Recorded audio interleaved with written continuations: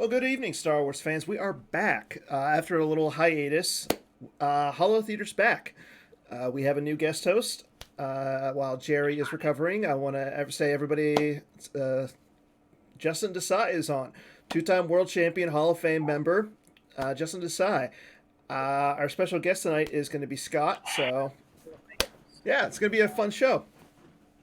So, how's it feel to be a guest host and not a just a guest? Justin. It feels kind of weird. Usually people are asking me questions. So I'm like, when do I start talking? But can't really replace Jerry. Hopefully he feels better soon. Hopefully he's in the back to tank right now, getting better. Yeah, we got Scott in the house though. Pretty excited to have an advocate, the emperor of our game.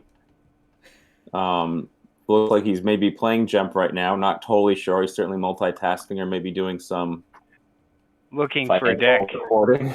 Yeah. He's looking for a deck. So prior to this, guys, just so everyone knows, we've been talking about Scott Lingrell tech cards. So my mind was about to explode. So that's where we're starting the show with. Cheers. Scott, just so you know, I got the deck, but there was nothing in there. Yeah, I know. That's it's not going to work. Okay. We'll go back to it later. So, yeah, we had like a Scott Lingrell themed kind of a deck building challenge, but we'll come back to that a little later. The whole show is going to be Scott Lingrell themed. Yeah, because Scott was like, after Jerry decided he was going to go on the hiatus, we decided, you know what, we're going to go off onto we're going to do a special. Scott was like, hey, I want to come on, discuss some things. Let's and we talk. were like, sure. We'll have you on. I just need to find a substitute. And Justin messaged me and was like, hey, if you need somebody, I'll help you out. So here we are. Before we ask Scott some questions, have questions for Scott in the chat too, yes, or just please. General questions. I'm going to try to monitor it every 2 minutes. I'm going to try to poke in and see any questions, and I can relay them in. And they really can be about anything, but certainly like the advocate questions. Sometimes the advocates are hard to find. And feel free to put Scott on the spot. Yeah, that's always fun. Ooh, we got I some can echo. hear myself. Yeah. Is that me or you? That's you. That's all you. Scott, mute if you're watching on Twitch too, just mute Twitch. Okay. We're good. So, Scott, you came on because you wanted to talk some things, like what the PC is doing. Yeah, Why don't you tell yeah. our viewers about what you have the PC is going to be doing over the next couple months? So a couple things. Number one, it's been pretty cool to see the community is kind of stepping up and taking over some projects. So, for example, we're looking at some options with U.S. Nationals, and we had a player come to us and said, hey, look, I want to run the event on GEMP. I want to do this. Can you guys help us a little bit with some support? And we're finalizing things, but it's pretty cool that, we had a player come to us and want to do this. So we're absolutely going to support the event. I mean, the Match Play Championship originally started off as just a group of guys. I think it was Gogolin and Shaw and Kafer that got together and said, we want to run a new type of event. So we're doing that. In addition, GEMP itself is going to be open source probably within this month. And the idea then is, let's say you're a player that is in Australia, right? Like Kyle, one of our players, Kyle, that's in Australia. He might go, you know what, I now know coding and I want to be able to code my favorite card. And GEMP being open source, he'll be able to do that. So anybody that has coding background that wants to maybe put a card into GEMP, they can go in and they can do it now because it'll be that open source. So that's cool to be able to do that. Okay. Yeah, go on. What is the idea behind making GEMP open source? I know we have the GEMP team that they spend a lot of time coding cards, especially like the playtesting cards they do. They try and keep up with all the demand for older cards. So I think it's just there's so much to do. And the fact is, one of our concerns was, hey, a player, somebody breaks it, right? And that's the thing is when you make it open source, you have the software stable enough that somebody can't mess it up because there's a buffer between what we have and what they have. So the idea is they'll code a card. They'll say, I really want, Princess Leia Organa in the game. and they'll make it, and then they give it kind of they upload it, and then we just kind of look at it and make sure it looks like it's not going to break anything, and then we import it in. So I think it's just to be able to give players the flexibility. I mean, if you think about what open source did or volunteers did to this game, right? GEMP itself was just a player that said, I want to play online. VKit, right? Lee Edwards said, hey, I want to be able to print off just the V slips that I want. And he created that. And then we had Tom Marlin that kind of created it and revised it. Scomplink, which is, you know, what Tom did as well. And then SWIP, if you go back to the player from Germany, that the original SWIP program, database program, that was something he designed. So the idea is we want players to be able to say, hey, I want to bring something to the game. What can I do? And that's how most of the stuff has been brought in. So that's like what I've talked about. The other thing is we're bringing a new deck builder site to the game. So that should be done in, my guess is within a month. It's actually being started. So the idea is we're going to be able to go in and you can build a deck. You can export it to GEMP. You can export it to a deck list. You can export it to an email. You can, you know, see what basically build a deck, just like Deck Tech, where you used to be able to rate it, give some feedback on it. You can kind of see what the top decks are, but it's going to have a lot more functionality than just a social media deck platform, right? Because Deck Tech was cool for being a social media deck platform that you could rate. But now we're going to be able to do more with it, and we're adding a lot more functionality to it. And then again, if players say, hey, I want to add this section, or I want to add more functionality to this deck builder program, that stuff is going to be out there that people can do that. But, you know, we want to get feedback on what players want to see, and that's a big thing. We actually got the idea from Game of Thrones. They have a deck builder website. So we kind of took that idea and we're running with it. So that's something I'm really excited about. So is it going to have like the tournament report kind of stuff as well, kind of like the old Deck Tech site had, or are we going to be like just leaving those in the forums like we do now? So this is the deck. This is going to be specifically for deck building. So the idea is, in a perfect world, yes, the idea is you'll click on a card and you'll be able to see every event that runs that deck with that card, right? So with GEMP right now, we've got we've got that one player right now that is running all of the OCS games and telling you how many percentage of people are playing this deck, what card is mostly in it. So that's the idea, is that all those decks will be able to be posted there, and then we can see percentage-wise, and then we can also tie it into GEMP and see the wins. That's the ultimate design idea. It's obviously going to take some time to get there. When's the due date on that, Scott? So the deck builder site, the initial one that's going to be the first start, my guess is it'll be done within a month. And then we'll start figuring out what functionality needs to be on there over, you know, if something is needed, we'll, you know, maybe it takes a couple weeks to do that. But the idea is to continue to add functionality to it. We've got some new volunteers that are helping out in that specifically. So they're going to be able to help out and do this. And they've kind of told me 3 to 4 weeks. So that I'm saying 4 just to be safe. So here's my question now. Are we going to have like an exciting new name for it, or is it just going to be the Star Wars PC deck builder site? I don't know. I mean, Scomp was come up with by the players, so beats the hell out of me. Pardon the expression. You know, deck builder, I mean, whatever we want. I mean, deck builder was, I think Justin might remember this, that was the name of the program that somebody made 20 years ago. So, you know, maybe we have a version, we call it that. We don't have a name for it yet. Okay. People have a name, that's great, but right now we don't have a name for it.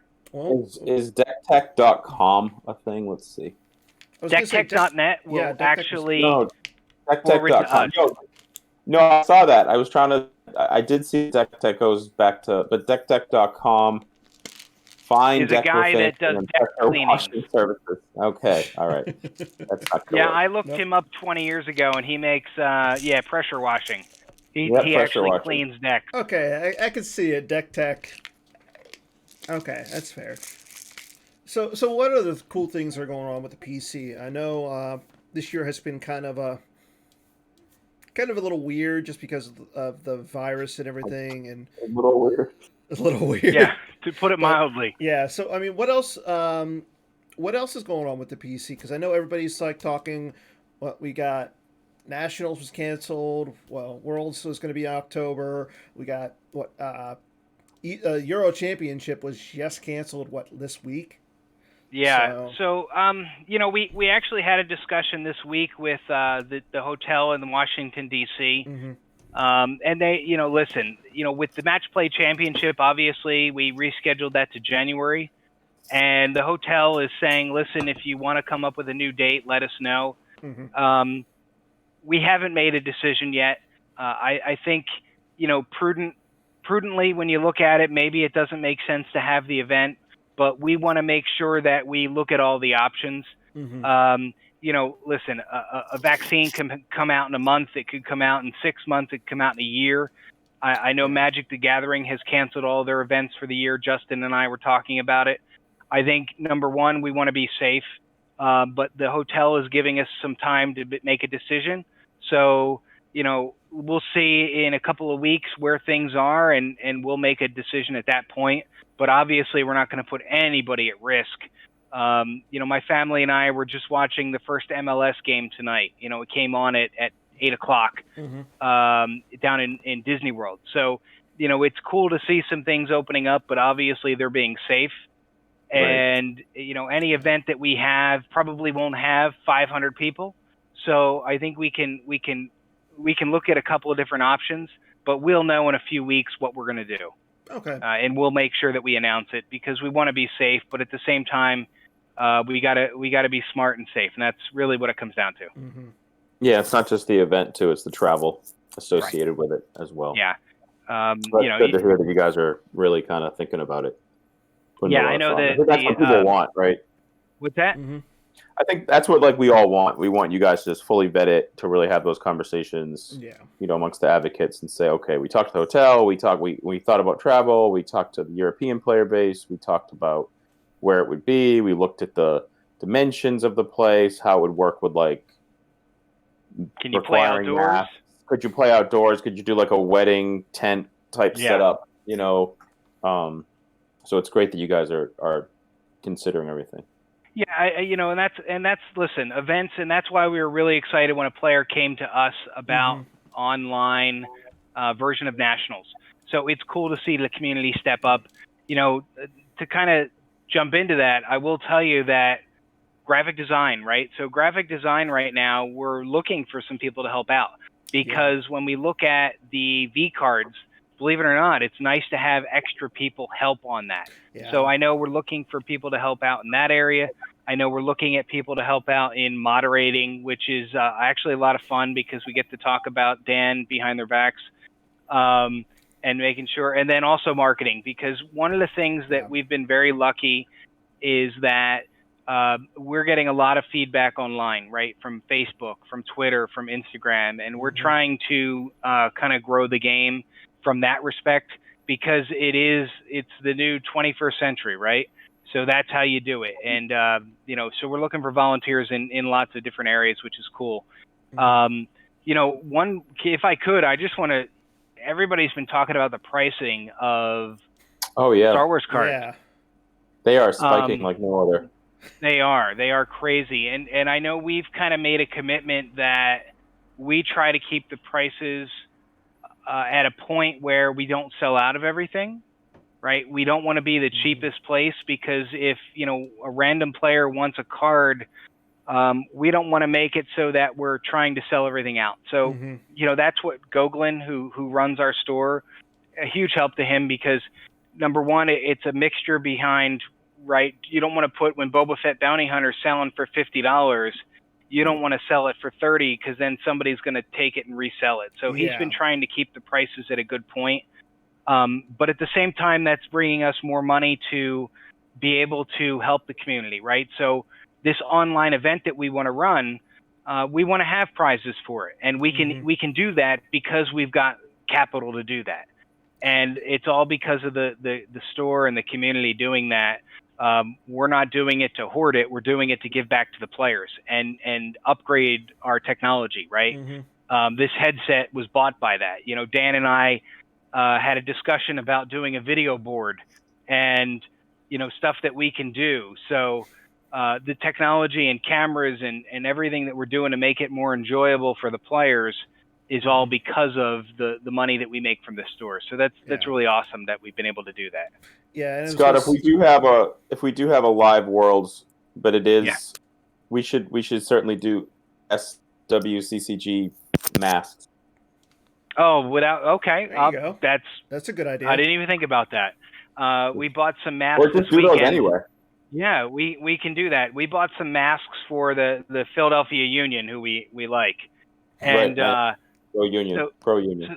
So the idea is, I think it's a great idea that maybe even regardless if, you know, let's say a year from now it's a better situation. I think getting some masks for the players to play at the events would be better.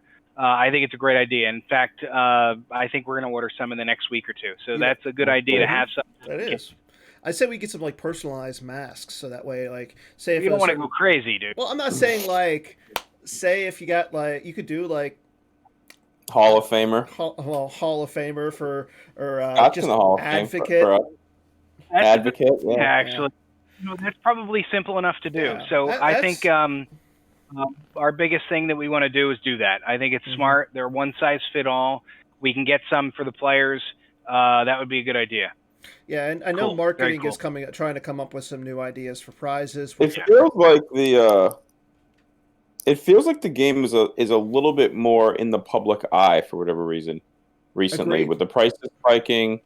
You got a pretty well-known Magic Pro, who's been really playing a lot on Gemp. Matt Sperling. I've probably lost to him. Has been playing a ton. He's been like trying to learn competitive stuff. He tweeted about some stuff. He has like 17,000 followers on Twitter or something like that.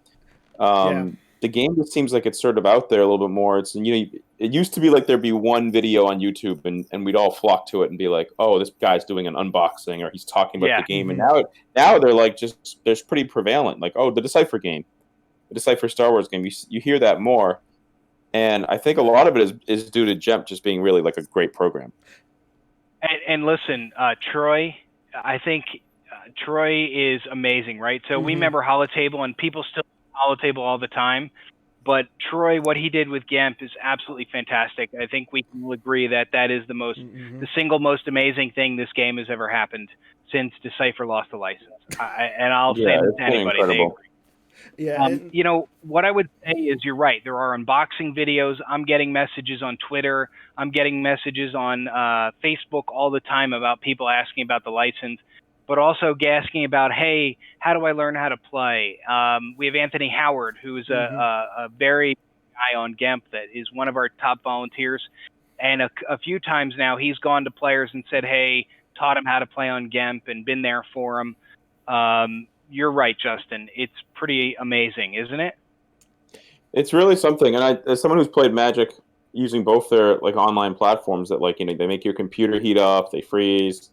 They've had all types of issues. I mean, Gemp has a few connectivity issues here and there, and it'll restart, but it's nothing but like it's a different feel. It doesn't feel like it's about to blow. You know what I mean? It's just like, oh, the connection's off. We'll got to fix that. Stinks. But it's not like the next time it's up, you're sort of expecting it to crash. Where like a lot of these other programs, they feel like they're always ready to crash. It feels really clean, and it feels like now, like with the extra programmers too, like stuff gets fixed really quickly. Like if there's an issue, someone's like, "Oh yeah, this happens. Let's fix it." And like a couple weeks later, or a couple days later, they're like, "Oh, it's been patched up. Everything's good." Yeah, it's a good program. You know, one thing I'll tell you is Devin, who is one of our key volunteers, he's the one that helps on the website side. He moved us all to AWS, which is Amazon's web server. And I think with AWS, Devin has done a good job of making the site run better. And then also, like for the MPC, where we had 64 people playing, we upped our data bandwidth, I guess is the best way to put it. So we have because of the money in the store, we're able to use it then so that during that MPC event, we had no issues. Right? I don't think I remember hearing anything about our bandwidth issues. No, it was fun. we had 20 games going on at once, 30 games going on at once, or what have you. So listen, I mean, you're right. The technology has been running much smoother, and I think part of it is moving to AWS and making sure that's always there running really well. Yeah, agreed. Some pretty exciting stuff. So Dan, what have we got on the schedule today? We've got to talk about Scott's favorite decks. We definitely and have to talk Scott's about going to those. run through his. We got to do swing and a miss. I can chat a little bit. I've been texting with Chris Kelly about what I can and can't say about set 13. Oh, no. I am on design, and I actually have a little bit to say, so I can Okay. do that. And then we can also just always talk about meta and talk about the OCS. Yeah. There haven't been too many questions in the chat, so I'm going to continue to encourage people to post some specific questions. No question is a foolish one. Yeah, the more so questions. Dan, how do you want to? Where do we want to go? Well, I said we talk about Scott a little bit more. Scott individually, like, if anybody out there who has played a lot of competitive Star Wars CCG, if you have ever had the chance to sit down and actually play Scott, he's fun to play against, but at the same time, his decks are kind of out there and a little interesting. So Scott, over the years, you played a lot of different types of decks. I mean, I've had the joy of sitting down at the NPC 2 years in a row and you being my first round opponent. And then literally the next year following, you got to sit and play against Jerry in the first round. So both both of the hosts have had the experience. So why don't you give some of the idea of the Scott experience? Well, let me tell you a quick story. This is going back years. Justin and I played at a local game store on the Delaware border. And I was playing a deck, and I beat him, and I was so excited because I don't play Justin very often, and I don't beat him very often. Do you remember when we played at Ramapo? I actually was looking at my deck tournament report. You played some Hoth deck. Oh, yeah. I played the Hoth. Yes, I remember that deck. Oh, I love that deck. It did really well. But, there's been fun moments. And I remember Noble sacrificing Yoda on Dagobah against that game at Justin. And he was like, son of a gun, because he didn't have the secret plan shield because it was like, who does that? And then, of course, I retrieved 9 force. I think one of the problems is I really want to do well in an event, but I have a tendency where I keep getting dragged into playing crap that makes me frustrate the opponent.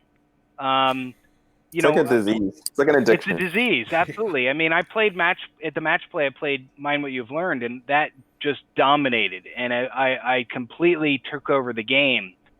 But the problem is my dark side just couldn't win it home, right? So that's the thing is there are cards out there that can really frustrate the opponent, and I have a tendency to want to play them because it'll do really it when it wins big, but it's going to lose a lot. But when it wins, oh man, it's going to be such an amazing moment. That's an amazing high. Just that the addict is saying. I think for a lot of people now who've joined the community in the last 10 years, they probably think of Scott as like this sort of crazy old uncle who plays these crazy decks. But Scott has like a world's top 8 under his belt. He was super competitive back in the day with had ties to like the Ghetto Squad crew. I did well. I mean, in 2001, Scott top 8. I did well. Okay. Yeah, 2001, I came in second at RempoCon, which had 70 people. And then 2001, I World, topped right? 8 at FreedomCon. What's that? Yeah, FreedomCon, I topped 8 at FreedomCon. And I've done well here and there, but I think I don't get there anymore because I try to find that unique deck that will do well. You try to like match your own persona. You feel like you have a reputation to uphold. You're like, wait, I can't play these good cards. I have to play the Scott cards, which will be part of our our challenge today. I played Throne Room the other day, and someone was like, I think it was Casey, and he was like, what? And like halfway through the game, I'm playing 12 nudges, but none of them were drawn for Destiny. So then all of a sudden, like one turn, I dropped like all these nudges, and he was like, "Oh, there it is." So that's the problem. Is I'll do something, and I lost the game, but it doesn't matter. You gotta have fun with it. There was one year where I remember. I think I was talking to Steve. It was at a World, and like all the Albany guys, were playing like HB quads or whatever. I mean, this was like maybe 4 or 5 years ago, and I was like, do you think they celebrate like victories or they celebrate like executors shot down? And Steve's like, they definitely just celebrate executors shot down. Like they don't care about winning the game. Like they're like, oh yeah, how much did you lose by? 26, but I shot down the executor. Yeah, Like that's all that matters. It does. Like I'll tell you what, playing at Endor, there was a point where I want to say I was like 3-1, and I was sitting against Joe Olson, but I didn't care how I did the rest of the tournament because I blew up the Death Star. Like, how often do you see that? Death Star. Yeah, that doesn't happen often. It doesn't. Yeah. The TTO Death Star or like the actual the TTO. Oh, okay. Lame. Well, like Justin, so one of my favorite decks right now, and I haven't played it in a little while, but is Agents of the Black Sun with Presence. And it absolutely, I found out a better way to play it against Hitco, because what you do is you start the Presence on the Council Chamber, so it becomes a 5-2 site. Oh, that's pretty cool. And then what you do is you move Zizor turn 1. Hopefully you get some other characters to put with him, but the entire game takes over there. You just take over the entire site. I mean, you know, I lost the game to Justin because the idea is I originally thought you used surprise to move over Presidents, but I remember playing a couple people and it's over, and within 2 or 3 turns they just give up because you're draining for cool. 5. That's pretty cool. You just put all your guys there. Yeah, and then literally every guy. Everybody. It doesn't matter. You just put everybody there, and they can't do anything, and you're draining for 5. Twillick advisor start. Well, that was one thing we were talking about. There was a couple threads this week about like throwback events. Yeah. And Scott, you played since Premiere? I played New Hope, actually. It was my first. Yeah. I'm sorry. Let me rephrase that. My first deck box I opened up with John Lawley was Dagobah. Yeah, same. Okay, so we're in the exact same genre. I learned the game with A New Hope, but like I started like playing with Dagobah cards. So it was like sort of those things were coinciding. Yep. But one of the things that we were chatting about is the throwback events. A lot of people usually go back to like Premiere. Death Star 2 was like a pretty fun format. We had the throwback event. I think it was maybe 2010, 11, around that time frame. I remember. But I think one of the biggest cards would be heading and prepared defenses, because prior to that, you really had to pick, and this is kind of like you're doing Twillick Advisor start with Presence of the Force, but when you had to actually pick one effect instead of, sort of like, now it feels like the effects kind of slot in, like, all the ISB decks are right now going to start Imperial Rest Order. Oftentimes they'll have another very traditional effect. Sometimes the third one sort of varies, but doesn't vary anything that much. But back in the day, it was like, there was a Hunt Down deck that would start Bad Feeling Have I. There was a Rops deck could start Bad Feeling Have I and make Rebels deploy +4 to those sites. Yeah. And I think for if to have throwback events, that would be a pretty cool starting point to go pre-Death Star 2. Right. And go back into some of those. Maybe still have some objectives. Maybe like the Special Edition Endor, that world. But at the same it's time, interesting. Go on, Dan. I was going to say, but at the same time, that brings in like operatives and stuff like that back. Well, you could ban that, and because they were errated anyway. You could make some adjustments for the format. Operatives weren't really that big a thing after. I mean, Steven had the deck with the speeders. Okay. Yeah. Where he beat you down with the NPC. I think that's one of the benefits of GIMP. So let's say you wanted to have a pre-Death Star 2 event, but have shields. Easy. You code it in 5 minutes, 10 minutes, and it's done.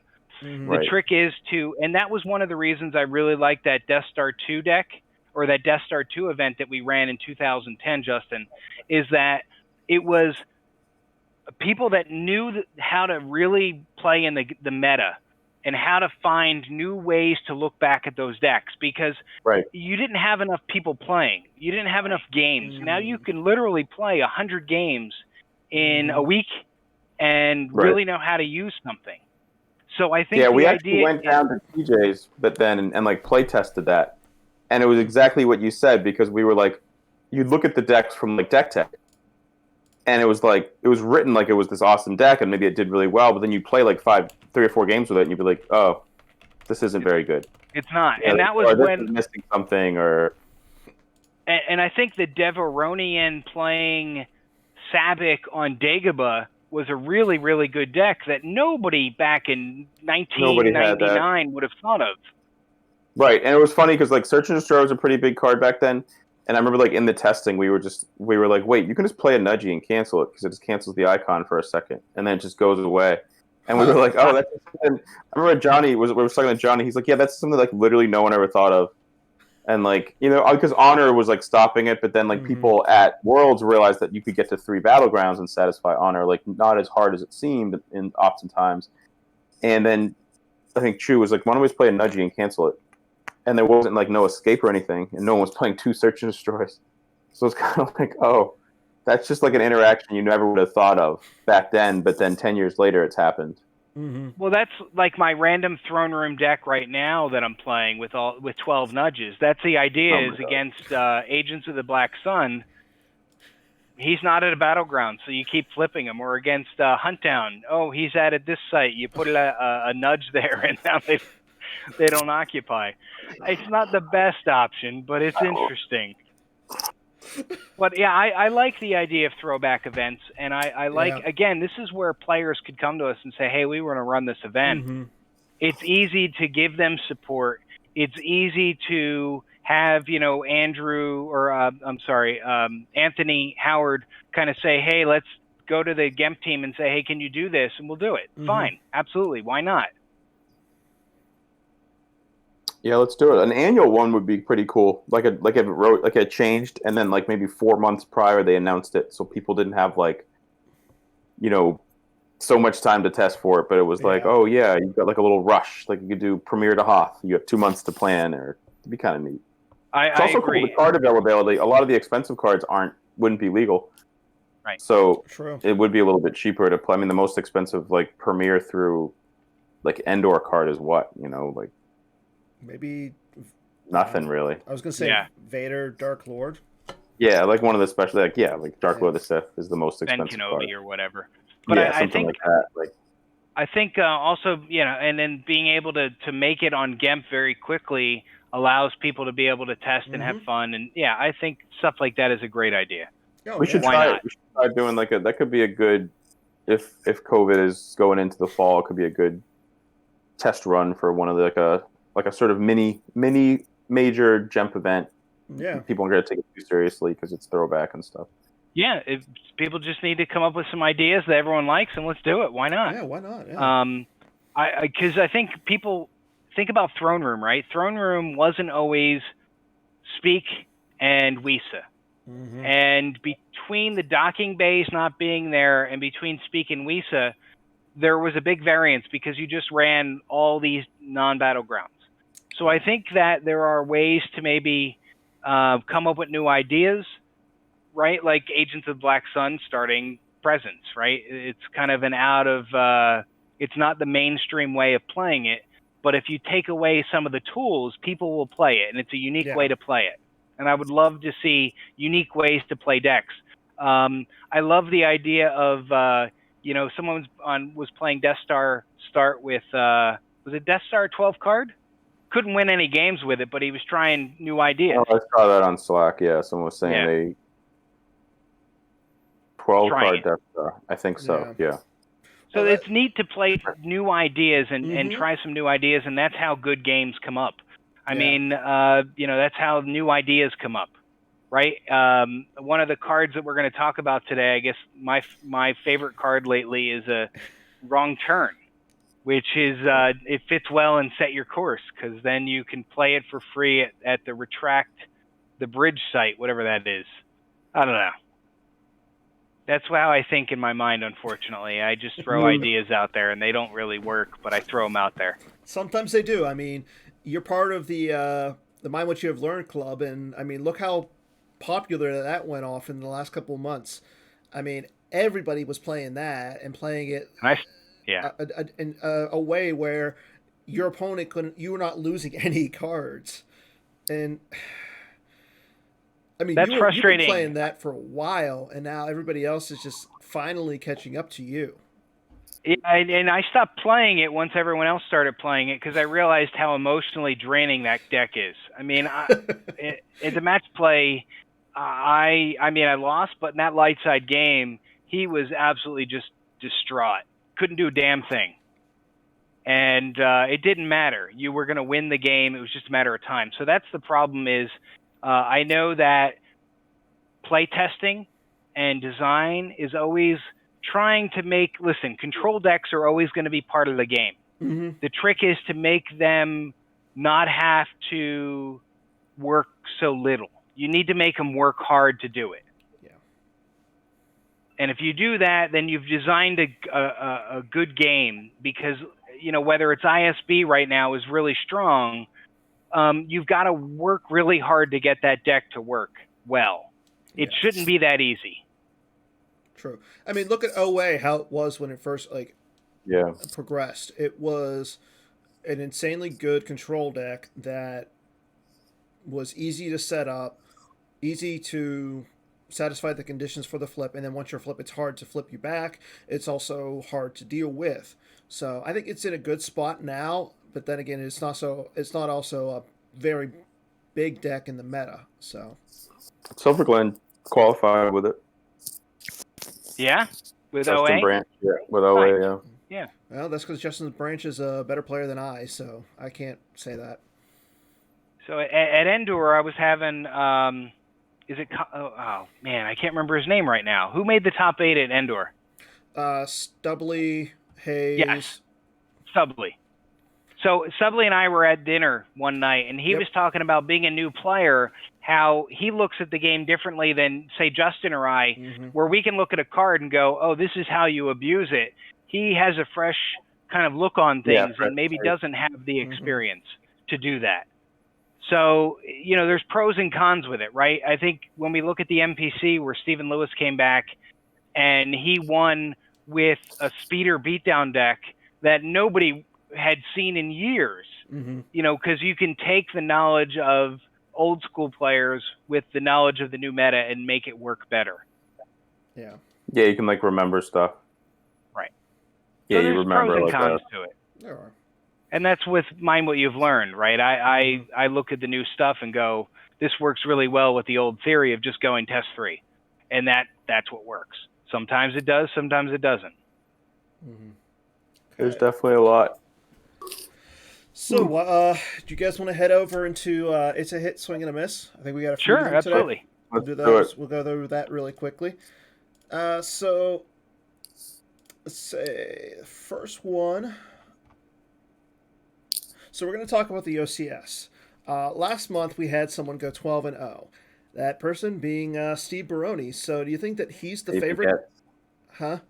You think he's the favorite to win? I think there's a lot of favorites. The OCS, there's a lot of people who are pretty good already qualified, right? I know Bastion qualified. Greg. You qualified. qualified. So yeah, I don't know about if he's the favorite. 12-0 is impressive. Yeah. I think he did it before. Yeah, I think he did it last year. I want to say, or the year before. I think it's hard to call someone a favorite in this event anyway, because it's it is online. Online is harder. Different. Yeah, it's different, and then I don't know. It's sort of swingy. It's just sort of swingy. You might sort of get hot. It feels like it's easier to get hot online, and then you play in whenever the playoffs is December or something. Yeah, it's around that, and who knows? Steve has different he gets interested in the game and then he loses interest in the game. So right now everyone's kind of at home and they're bored and stuff, and people have downtime. So we've been talking a lot of cards back and forth. We've been sending text and stuff, but sometimes there's long gaps. I'll text you because I need to go 12-0 apparently, right? You know what, I think you could Scott? If you go 12-0, I'll pay for your entire registry. I'll pay for your entrance next year. There you go. Oh man, it's worth it. Yeah. I don't know if it's possible to go 12-0. I don't even know if I'm in the OCS. But listen, Steve is the real thing. I remember when Steve first was playing around and everyone, we lowballed him in the MPC, and Obviously, there's a reason he's won the event. So I listen. He is by far the real deal. I think it's obvious. Yeah, I know that. Like, I talked to Bastion when we were over there in the fall, and he was like, "Yeah, you guys are just like really good now." He's like, he kind of had followed some of it from afar when we were playing, and he was just like, "Oh yeah, I wonder if it's like the same game," because he was sort of like completely just not out of it, but he would read a term report here and there, and he's like, "Oh no, it's a really advanced game, and like you guys are really like you guys are really good." And I guess Steve's just someone he's really good at it. I mean, he started playing when he was like 10 years old, sort of ingrained. Not too many people can say they've been playing since they were 10 years old. That's why I liked Bastion's show, by the way, because Bastion it's nice to hear some of these advanced ways that I don't think of the game, right? I think of it more advanced than, say, a new player, but there are things that, say, you or even, anybody that's at the top level, they think of it a certain way and they go, huh, I didn't think of it that way. And that's, I think it's a good thing. There's different layers that I think are there. Like people have used tracking as sort of an example of like advanced play, but like there's so many other layers of like what it even means to track. People think like tracking a card is like tracking, but it's like knowing where everything is and everything is like probably more important. Yeah, absolutely. I definitely got to watch Bastion videos. I've been trying for years to get better, but I definitely need to watch them. So we'll move on to question number 2. So Set 13 is about to drop in the next month, maybe a month and a half or so. It's going to move. Is it going to move the meta away from mains? So we won't see we'll see less light side mains, less dark side mains. I don't know if there's that much mains right now. Anyway, I think that's kind of a miss because like mains just really aren't that good right now. I mean, a lot of people are playing No Idea still. And the stat stuff from last month, they said that No Idea had a really good record. Legend, I've been playing Legend. Steve played Legend. Yeah. That's not really main. I mean, there's mains in it, but it's not like like a Throne Room type thing. Right.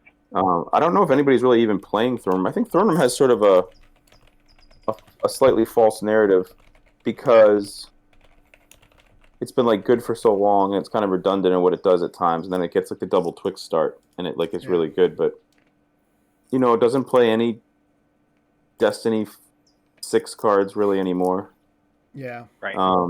Which is a big thing when you're like thinking about like immunity and stuff like that. It doesn't feel like it's sort of the overpowered monster that it used to be, or like it's just choking the meta. And people also like, I don't think people are playing necessarily like to win at all costs on Jump. I think they're trying to explore. Right. Yeah. Like, they're trying to compete and be competitive, but they're not necessarily interested in like grinding out the best deck if it's the boring deck. Yeah. And I They're think trying new ideas, it seems. Yeah. There's not many exciting mains decks right now. Like maybe for dark there's like, but like then the dark ones are just like flops. Yeah. Like ASM is just like a bad deck. You know what I mean? Like people tried and like I think the ASM. Yeah, I was gonna say I think ASM right now the better deck is maybe the Droidica version, but there's so many like issues with it. And Hunt Down. I mean, don't get me wrong. People are still playing it because it's Hunt Down. People are playing Hunt Down, but it's.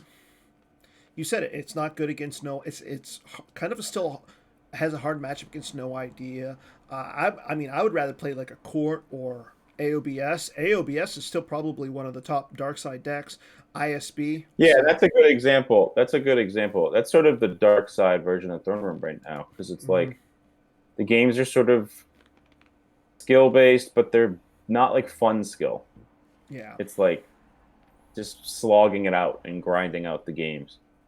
And I'm not sure how good Agents is anyway. Got some pretty bad matchups, but like, when Agents has a good matchup in front of it, it doesn't like dominate. It takes you have to like play it like a long chess match to win, and you kind of know you're gonna win, but it doesn't it doesn't operate smoothly. You have to be like, all right, I'm gonna do this, and then I'm gonna put and it can be fun chess matches, but like if you're getting a lot of games on Gemp, you don't necessarily want to play those type of games where ISB you get to like do these cool things. You get to drop like 60 power or play the executor or do these different things. So people are more drawn to that.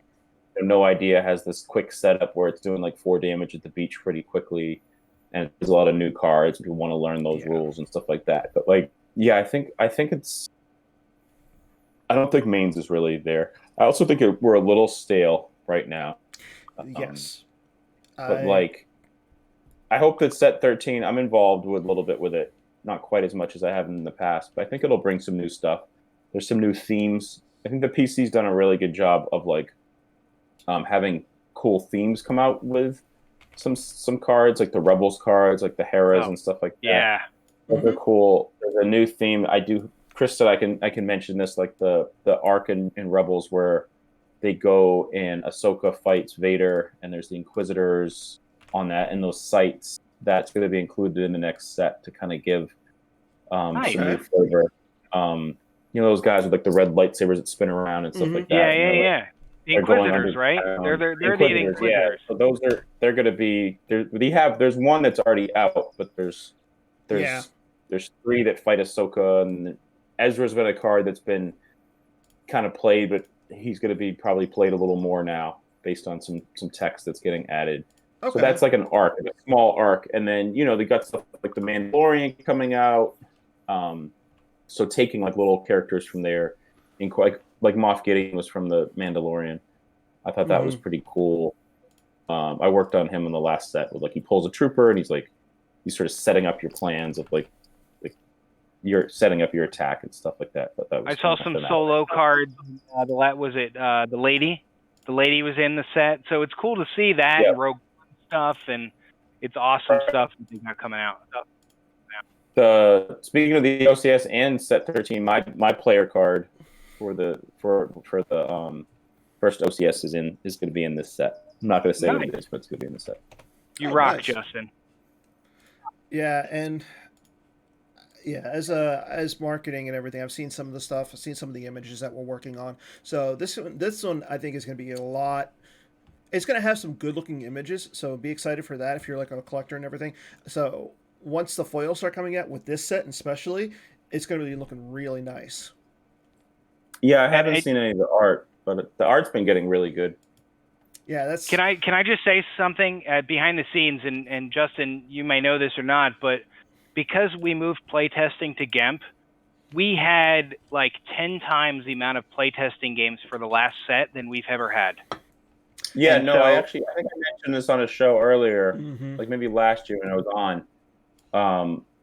Playtesting's been good, but but it wasn't something you could necessarily rely on, like getting the data. And now you certainly get more from it. Yeah. You can take stuff back and say, you can actually send more stuff out, maybe not quite as refined, and be like, okay, playtesting's probably going to answer this question for us.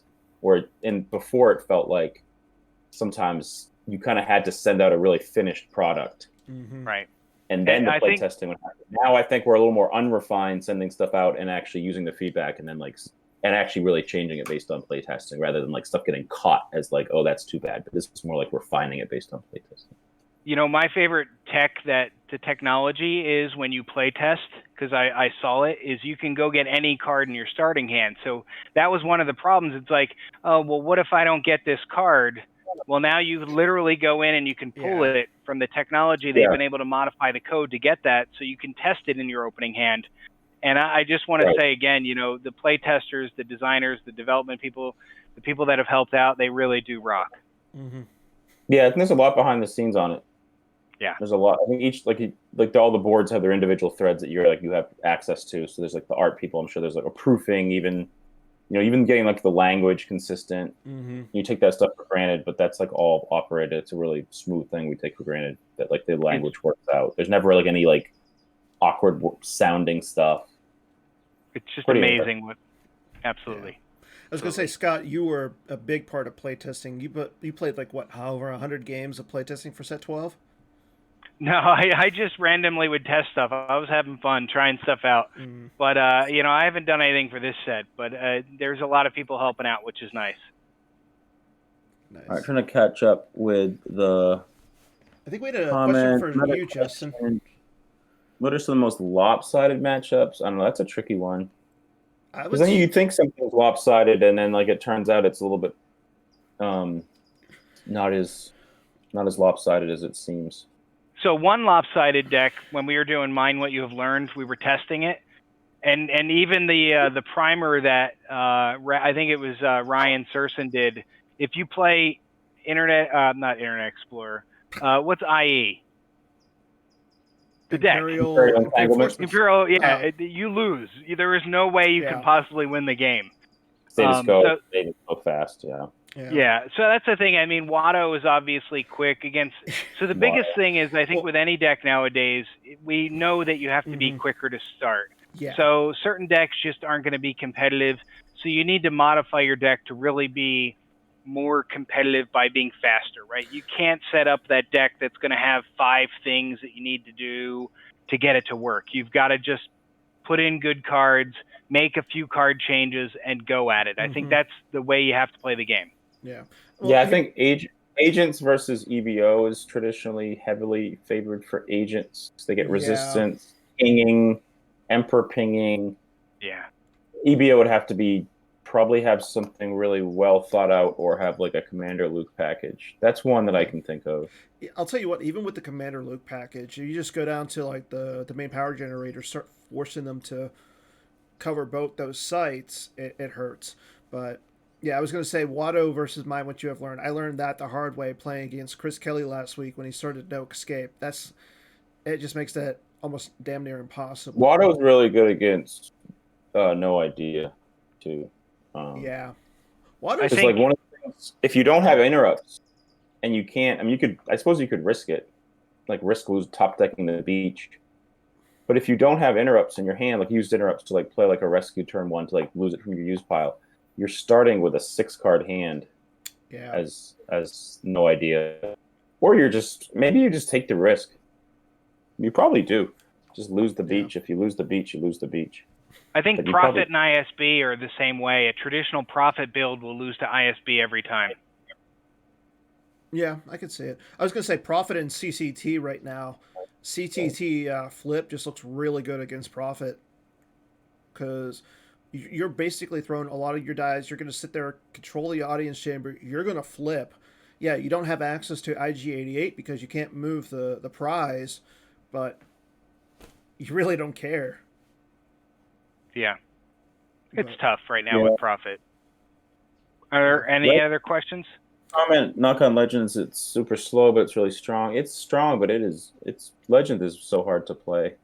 Yeah.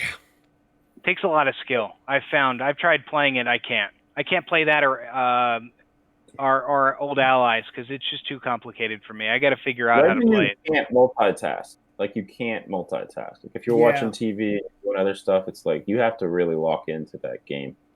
Okay. That's what I think. I mean, yeah, because that deck AOBS is another one. Same thing. If AOBS, just because if you're flipped, just having to know what card you get into a battle, you can do like your little look at the top of your reserve deck. You have to know where every card is in your force pile, so that way once you do like your not your Emperor. Yeah, AOBS was weird. I remember the World last year, a year and a half ago, when it was like super powerful. Mm-hmm. I was playing really well, and I was like, you know what? Let's just like try to win this year, like really try to go after it. So I tried just mental exercises to memorize all the force pile going backwards, because as soon as you look at your force pile, you put it back, and you can memorize all of them. It's not as hard as it sounds. Like, as you're spending the force backwards, and then you have to unfold it in your mind as it's coming back through. But you should be. I was like, okay, which matchups am I going to have to do this? Because you can't do it. I mean, you can do it all the time. But I was like, all right, which matchups do I want to do it? So when I played OA in the first round of day 3, and I was like, this is a matchup that's pretty tough, so I'm gonna have to do it. It was like day 3, obviously, but you memorize your force pile. It's not that hard. That's a hard matchup for AOBS though. But yeah. Good times though. So, Scott, you got any swing or miss questions So remind me what swing and a miss means again, because It's I'm kind a of little like out of it. Like true or false? yeah. So I'm curious if non-battlegrounds are going to continue to make a big impact in the game, because it seems like they swing, right? Going back 20 years, Mm-hmm. they're a big issue. Then they're not. Then they are. It seems like I'm curious with what's the deck on the beach? Why can't I remember it? No idea. No idea. So with no idea, obviously, is very battleground dependent, but a lot of decks are dark side are depending on non-battlegrounds, and I find that Gems card actually kills it. Ezra. Ezra is just devastating because he reduces it, so you have to. I mean, he just is killing dark side non-battlegrounds right now. I mean, not killing it, but that deck does really well against non-battleground decks. Well, love Watch it. Your Step. We mentioned that Watch Your Step might get some cards from some solo things, so that could be one. Yeah. You know, what'd be interesting is a dark side Watch Your Step. We never really talked about that on design, but that'd be kind of neat. Yeah. Like locking the JCC down, making it a 1-1-0, or like That's some a cool type of idea. like that. Yeah, That could be. I would like cool. that. I mean, you Watch Your Step. You think about Zuckuss and Mist Hunter. You think about cards over the history of the game that have really changed the meta. One card, and I think Zuckuss was absolutely probably the best version of that. Is they put out this one card and it forever changed the way light side spaces had to play. So I love cards that do that. Obviously, change is tough for players, but I would love to see a deck affect light side non-battlegrounds. That would be very cool to see. Yeah. Yeah, I think some, change is good. Stuff happens so fast on Jump now. Like, it used to be that you'd play Worlds and then, like, in the when I say used to be, I mean sort of the more modern PC side of it, but prior to Jump, it was like you play Worlds, and whether it was in August or October, and then you'd be like, okay, and you sort of had those card thoughts for a little bit in your head, but you'd have nowhere to go with them. So you'd put your cards in the closet, and you'd say, all right, like, I guess I'll think about this in 4 or 5 months. I'm going to go to the NPC. If not, I'll think about it next year. Right. Would there be times where you just wouldn't play in between, like, Worlds? Like, I didn't play a single event in between, like, the Worlds I won and then the next Worlds I won, and I took a year off.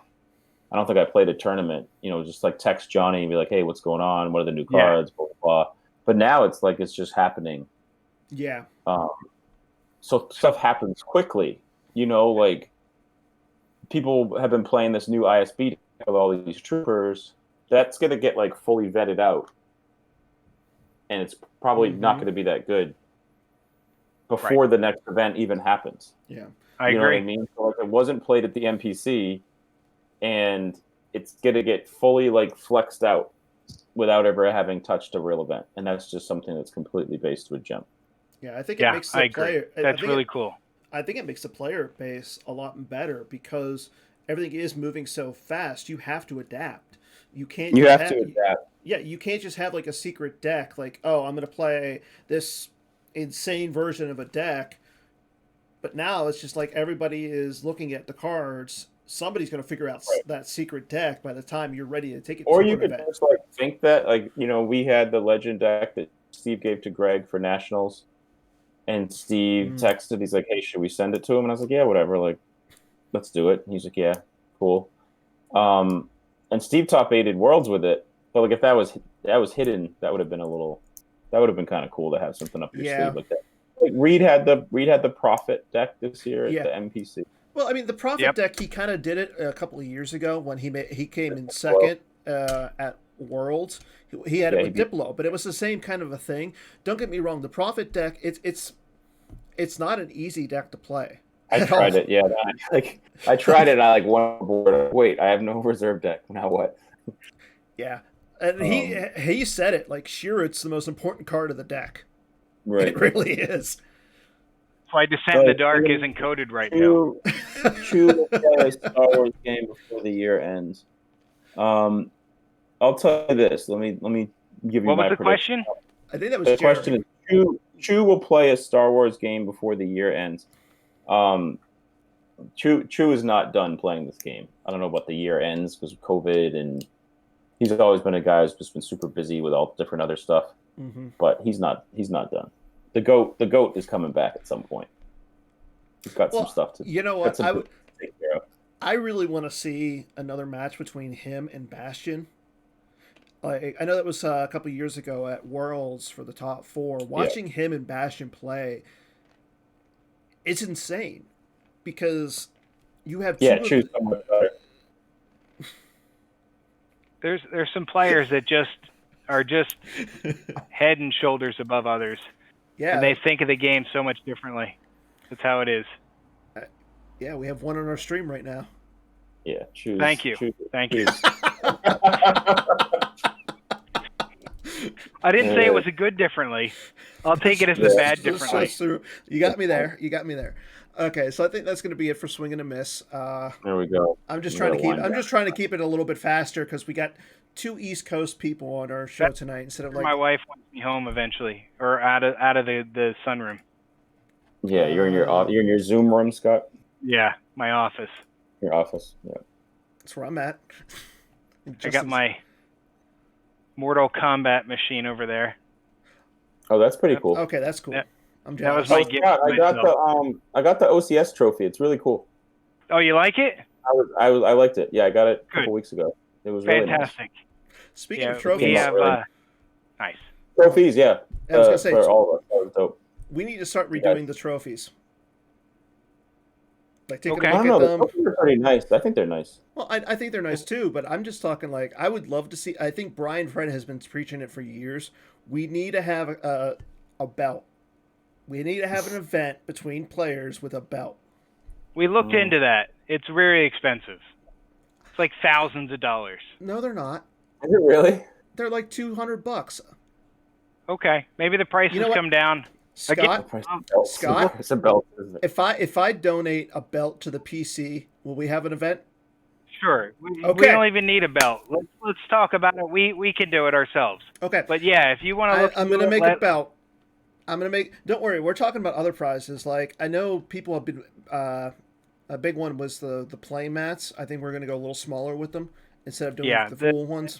But we tried. Oh, no. The play mat you had for the Hall of Fame was sweet. Yes. I was pissed because I was in the wrong class. Yeah, I like that one. I use it. That one was really cool. And we need something a little bigger that'll cover the play area that's not a vinyl banner. Yes, agreed. We'll try it. I'm saying, like, if we can get something that only is for the decks, you can just put the decks there. Because you don't need to have one for the entire play area. You just need something for, like, the decks. Like, each little pile. That's interesting. And stuff. That's a cool idea. We can try some ideas. The other thing, we'll talk. We'll have marketing come up with a few ideas and get you guys involved. We can do a belt. I actually want to have a grudge match. I got to figure out who I need to have a grudge against, though. I'm not really grudging. Scott, I was just talking about the grudge match. I was at the very first grudge match. That was a sight to behold. Who was it? Was it Brian Hunter and... It was Brian and Hayes, and it was one, like, ratings was on steroids. Like, the rating system had spiked. They started, like, doing multipliers for it. I played in a tournament and I went 11-0, and I had, like, I played Chu twice, Brian Fred 3 times, Brian Hunter twice, and Clint twice in the same tournament, and I beat all of them, and I gained like 380 ratings points because it was a DPC. Jeez. And like I was first, and then Brian and Hayes had like an event that was for 200 ratings points. Just was an event. Best of 7 or something like that. And like I remember I was with Clint and Hayes in Hayes' room, and Hayes was like, "Oh yeah, I'm gonna show up like 5 minutes late," and was like really dismissing Hunter as like a scrub. And nice. You can think what you want about Hunter, and he's good. He's good. He's really good. And Clint and I'd lost to Hunter the previous Freedom Con 2, the finals, and like he was at the DPC that I was at that I won, but he was in the top 4. And he was like clearly good, you know. And Clint had played him a bunch of times, and Clint's like, dude, Brian's pretty good, man. Like he's doing his accent, and he's like, you're kind of overlooking him. And Hayes was like, no, I'll just play I'll play Justin Senate deck, I'll play my Throne Room, I'll play my Watcher Step, I'll be fine. Just like I'm gonna show up a little late to rattle him. So he walks down, and Clint comes him. He's like, dude, this guy's gonna get fucking slaughtered. And he walks in. Hunter's not there at all. And like Hayes' whole thing of like showing up 5 minutes late. Then Hunter rolls in like 10 minutes later, like all black, like black slacks that he had clearly bought at like Walmart, like a black shirt and a black tie. Like sits down. Hayes plays Throne Room game 1. Hunter plays like a deck that just doesn't exist. It's Dark Combat with like 7 altars, 6 senses, and Hayes has like 3 senses in his dark side, in his Throne Room. It's just like a complete slaughter. It's just like the deck. It's just a deck to beat. Like he just matched everything.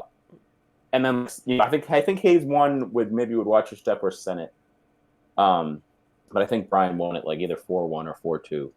Nice. Or whatever. It was pretty. But it was just like it was such a tense but also sort of ridiculously absurd scenario.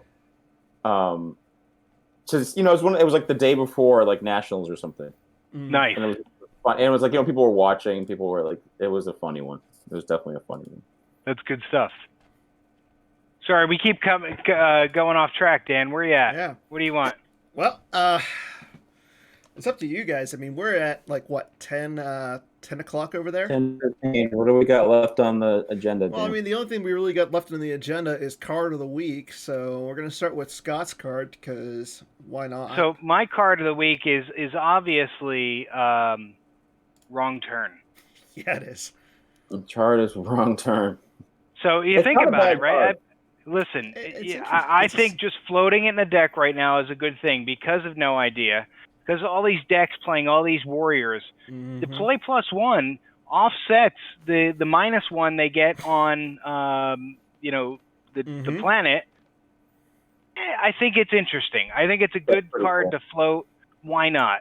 Scott, I saw a really cool suggestion, and I don't usually go for these suggestions on the boards. I'm kind of like you're kind of coming in thinking all type posts of like people who maybe played 20 years ago. But I actually thought it was a really neat suggestion, and it was all the majority of the cards we've shielded to be canceled. So, for instance, Gunite, Bad Feeling Have I, Order to Engage, to change the shields so that they are reduce the number but don't cancel them. So, for instance, Gunite would be +1. Order to Engage would have like built-in decree, so we lose 1. And I thought that would be really cool because that is something that has sort of been lost a little bit with recent Star Wars, is those type of cards not being played as much, like the scrambles, and I guess it would be hard to work with scramble, but like the Order to Engage type cards. Gunite is a card that I think would be kind of neat, and Bad Feeling, especially the way that the game's happening so fast now with like a fast deploy. Those would be interesting, and you can't start them, right? Because the system effects played. So one way you could do it is from a design standpoint. Let's say Bad Feeling Have I. You maybe cut down to +1. You make it so that you literally could put in the text may not be started. Yeah, I mean, I don't think people would start it. Well, maybe people would. Who knows? I mean, Steve had that deck a while ago that signaled for Gunite. That was a pretty cool one. I think it's always cycles back. Yeah, so that's an interesting idea from a design standpoint. Absolutely. I we've talked about taking away the shield for the operatives, or the rule, I should say, of the operatives. Oh, because there's a shield. Because there's a shield, but everyone's like, "Oh, the hell with that card. We don't even need to bother." People don't like that. I think people don't like that stuff. But like a card like Gunite's, I think, is a good example of a card that's like that might not be that bad. In people play it. There's a lot of guys, even like the scrub decks, play higher ability guys, like a card like Moff Gideon, or like a Thrawn, or like even like an Agents of the Black Zone, like Aura saying, could be kind of neat to like have those be +1. Maybe it's too powerful, but then like you might see like an altar come back in Right. to play. Yeah, Like, to people get don't rid of really- it. That side of the game is a little bit not here right now. I think it could be kind of cool to open that up a little bit. I like the idea of allowing Brangus. Right, Brangus is, and I think that kind of goes with your thing of a card like Wrong Turn. You never would have played Wrong Turn before, Right. but maybe you do play a Goonie Tay that if Wrong Turn deployed for free, people would play it. I agree. I mean, Absolutely. like, who came out with the putting surprise in a deck? Like, when was the last time you saw? Yeah, exactly. A card that you can shuffle around. Like, oh, you're playing projection. Yeah. Let's just I move know the Chu had protection that away. way back in the day because we were worried A about long time ago. Crush and Presence against like mains. He had it in his throne room. He played in his throne room a couple of years ago. And also like Neighbor leads the guys, right? Or Yeah. Send them on a journey. Yeah. Thanks for playing. Yeah, I mean, there are certain cards out there. I think that's a great idea, Justin. That's really cool. And obviously, I think it would be cool to test that out. Yeah, I think some backwards design could be cool. Like instead of design always being like create 20 new cards. I think the reset was not the reset, but the errata set with like the Scout Lukes being blended together actually being a better card. And like some of the tweaks, like Mon Mothma not playing for free, but playing. I think that's a good. Mon Mothma is kind of an example of that. Point. She still played in the deck. Right. The exact same thing happens, but it's a little bit slower. And if we were to go backwards, like I know in our design thing, we're looking at a few Watch Your Step cards, and it's like, oh, Chewie V never really gets played, but he's a strong card. Yeah. And in the Solo movie, he calls him like, hey, I'm going to call you Chewie.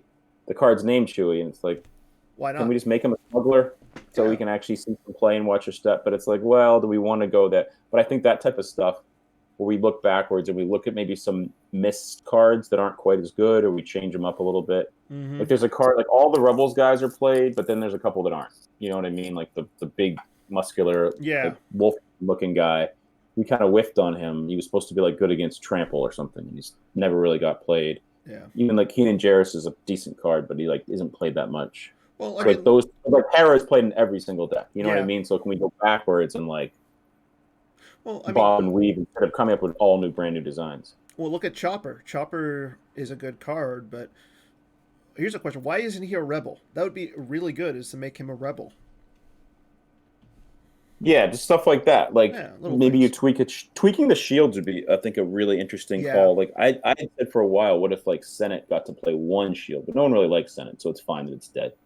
But like, what if Senate got to play one political effect, so you could like rely on it? You know what I mean? Like, or maybe like protect some. But maybe that's too good with certain things. But like, those decks are kind of light Senate's completely gone. But again, no one really likes it. But like going back and tweaking some of the Zev's the Trample dude.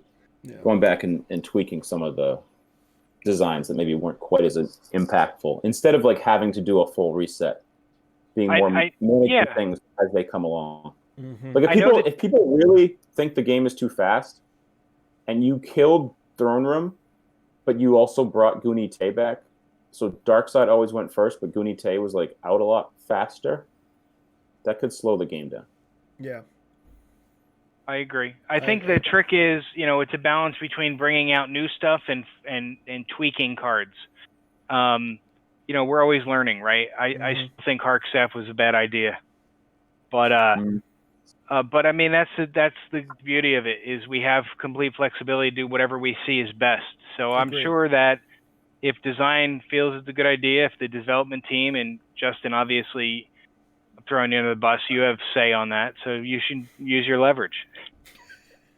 Yeah, I'm opinionated in there. Well, I mean, hey, that's okay. Hey, Chris Kelly's watching. That's what's good. Chris Kelly's, what's that? Chris Kelly's watching. Chris is watching, so I say push it on him. Chris Kelly, we're ratting all the shields. If not, I'll tell you what. I'll play Chris in a 3-game grudge match. Whoever wins gets to push for your plan. You know what's funny? Scott, I have a from. Do you remember Andrew Howard? Yeah. Oh, yeah, I remember. So I had that Dark Senate deck that was really good back then in 2003, and I won like a DPC, and then Virtual Set 2 came out, the first Virtual Set 2, Okay. and it had like the virtual Leia who like cancels a senator, and it had like another card that was anti-Senate. It had like a Demotion, I think. Yeah, Demotion was there too, and everyone was like Senate was unplayable, and I won nationals with Senate. But beforehand, Andrew Howard was running, and I said, "Hey, I'm playing Senate." He's like, "No way, are you?" And I was like, "Yeah." And I was like, "If I win, can I make a Senate helper?"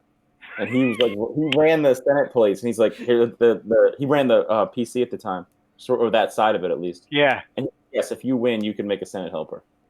So I have a virtual card design. What was your helper? I never got to design it.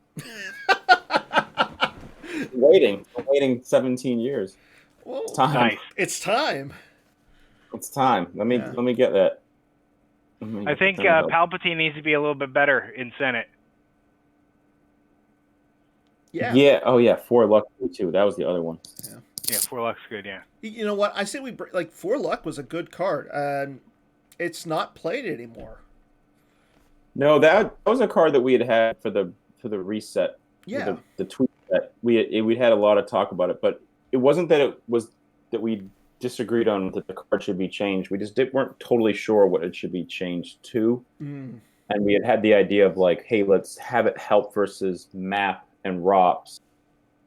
If map and ROPS don't get hit by the errata effectively, we'll tweak 4 luck and we'll make it good against map and ROPS. But map and ROPS are now like pretty heavily hit. So yeah. So, but yeah, Chris Kelly is listening, so we're bringing Gunite back, and we're bringing Bad Feeling, Order to Engage back, and Bad Feeling. Scott's excited about his Twi'lek Bad Feeling decks now. I want to see Brangus. I've been playing Brangus Death Star for a while now. Yeah. It keeps losing. Bastion would be excited about Brangus. You know what would be a cool thing for Brangus would be like an actual virtual Brangus. Yeah, Taco Bill was talking about that today of how bad his version was. Oh, is there one? There was a long time ago before the reset. Like having you know what we should do? Give the design to Bastion. Let Bastion design for winning worlds. I would for winning worlds. You should get a card. Yeah, that'd be cool, like a symbolic card. Like you get a rattle. You could like virtualize a non-virtual card from your deck, make your deck a little bit better. Interesting idea. What else we got, Dan? Well, Dan, what's the challenge? And I gotta head out. What's the weekly challenge? So the deck building challenge this week, in honor of Scott, is you have to play his old pod racing deck from a long time ago. Boom Race. You have to play Boom Race in OCS game, and you have to win. That's the challenge. You can tweak it, but it has to be like, 5 cards. You could change 5 cards, and you can change 5 cards. You have to send us the list. So send me the list, so that you can play like the new Shield Polar because this has a usual amount of fear. You can play any of the new shields. Right. 5 main deck cards. You can you can swap out 5 other cards. Yep. You can take out. Let's see. You could see. Well, I'll tell you, it's got some good ones for the current meta. Lieutenant Blunt is in there. Yeah. Say you wanted to not play Melas and replace Melas with Rey. You could do that theoretically. Yeah. You may want to do that. Let's see. And if you wanted to play that, it's amazing, Scott. Your deck is actually like pretty good against ISB. You have double agent ×2, Lieutenant Blunt. Yeah. Too close for comfort helps against the new Maul. Too close for comfort ×2. Throw me another charge ×4. Oh man, you throw me another charge cancels Trooper Assault. This deck would destroy this broken quote unquote ISB deck. Oh my god. So it's not bad. No, it's not bad. It's man. not a bad deck. I mean, I like it. Leia with Blaster, Maylene, Obi, Melas. Like if you literally swapped Melas for Rey, I might. Well, what about Macro? Would you keep him? Or Marco? Yeah. Or Marco's sweet. Especially against ISB. That's true. The shield is down ×5. Oh my god. Well, I think that's one change. Is you might want to put the virtual shield as on the edge ×2 is an interesting one. Out of commission ×5. That's just Scott. The force is strong with this one. This is pretty cool. This was what, Scott? This was your Freedom Con list? Well, Freedom Con was 5 cards different, but previous to Freedom Con, I played the Out of Commission ×5. For Freedom Con, I swapped in a few cards for pod racing and 2 shocking Grimtosh combos. 2 shocking Grimtosh combos. Can't retrieve ISB agents if they're placed out of play. Yes, that's a good point, Jared. No, that's a good point. Yes. So if you win, if you play this in an OCS, send us the list and send us the replay link. So we need to post this. Could the prize be this deck? It's not much money.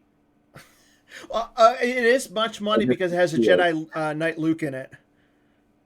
Does it? Yeah. He's got 1. Oh yeah. Never mind. Yeah. But and the shield. I'll tell you what. We'll make a T-shirt specially for the winner of Out of Commission. Okay. Just put it on a Ramapo shirt. Yeah. But besides that, we still have the special Holotheatre now. Ooh. It is foil. So that's cool. Holotheatre with our logo and Jerry as Vader. Well, I'll tell you what, we'll give him that, and I'll also make him an Out of Commission T-shirt for this one. Awesome. Yeah. So whoever does it first, because I feel like someone's going to. I feel like this is going to be one that happens. Yeah, it's gonna be a good one. I like this because we haven't Dan, you'll be like, if you're smart, you're gonna get your dark side games in to get some wins. So Dan, will you post the deck somewhere? I will post the deck on the forum so that way everybody has it. Thank you. Yeah. Yeah, post and we should post it in the forums for sure. Yeah. So got 2 other things before we end out for tonight. First one is so Chris Goglin spoiled the light side variant of the online play foil. I don't have it on me, but I do have what card it is going to be. So the dark side variant is going to be Admiral Trench.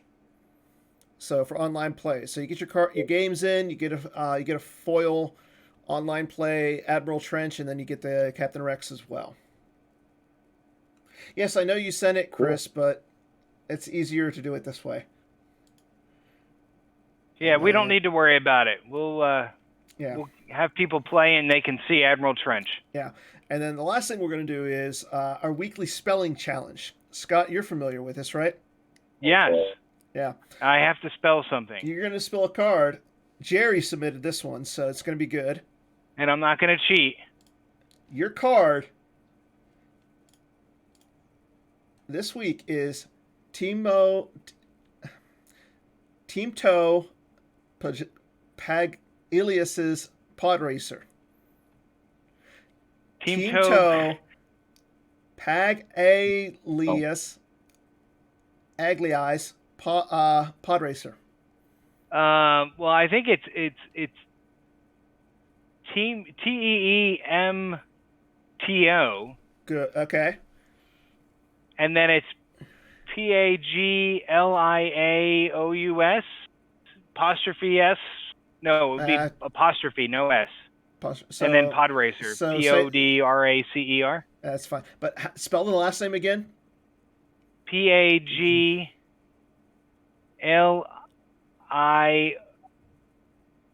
Say it again. Pag A Lies. Paggy Lies. Pod Racer. PAGALIOUS apostrophe. So close. Yeah. Was I? You were actually close. No, it was. I don't even think you said the same thing both times. I didn't say it. It's Pag. I probably did. Pagalize. Yeah, you didn't spell it right, but it's you got the first name right. TEE. What if those cards have literally ever been played? Probably not. Like I said, this is. Damn. You were close. The Bobo was the best one. Did anybody ever try to do the other one? There was one that could randomly lose. You could make them lose a card. Yeah. Ben Quadernos, you could lose 2 to exchange it with the topmost of another pod racer. But And he added 2. That was the only other one you would use. yeah. Like, yeah. So But you'd have to lose 2 force to take their destiny, and I've never played it in my life. Play the 5-1 you just floating eraser. Yeah, that was like that's something that like people don't remember doing, like floating eraser, floating Yeah. Anakin's pod eraser. That's something you did. Yeah. The memories playing backwards and watch your step with no racer. The bulb was so good. He is. Oh yeah, you play it and watch your step, because then you could play step backwards from the lost pile. Yeah, there's like a little quirky ruling. Yeah. I wonder if that's coded in GEMP correctly. Who knows? Maybe.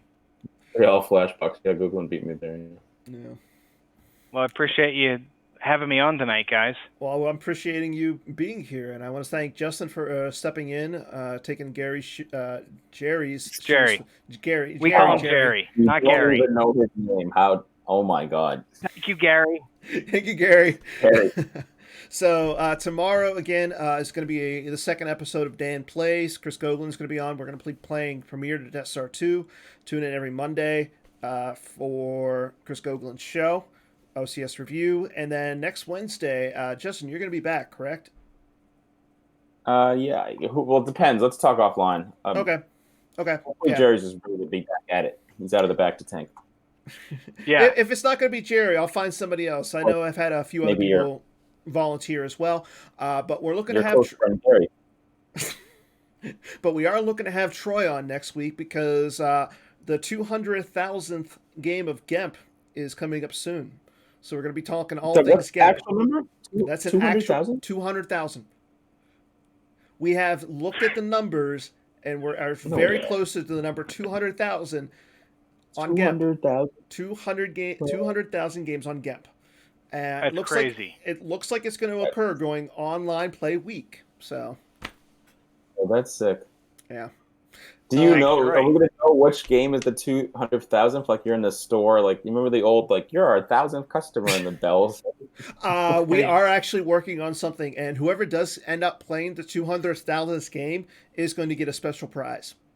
Very cool. That's awesome. That's funny. That's funny. Again, if you have won a prize from Holotheatre, I have always said that. Okay, so recently I have said that if you won a prize, you have the option of either getting a foil big legend objective, or you can either get the Holotheatre. So just message me which one you want, and I will get them out this week. The Holotheatre. I want a Holotheatre. Can I get a Holotheatre for guest hosting? Well, you're getting okay, you can get a Holotheatre just because you won a prize. Oh, I won? What did I win? You played against the Death Star Trash Compactor deck. Oh, no. And you did scoop. That was a grind. That was a grind. Thank you, guys. Thank you. So good night. Yep. Good night, everybody. Good night, everyone.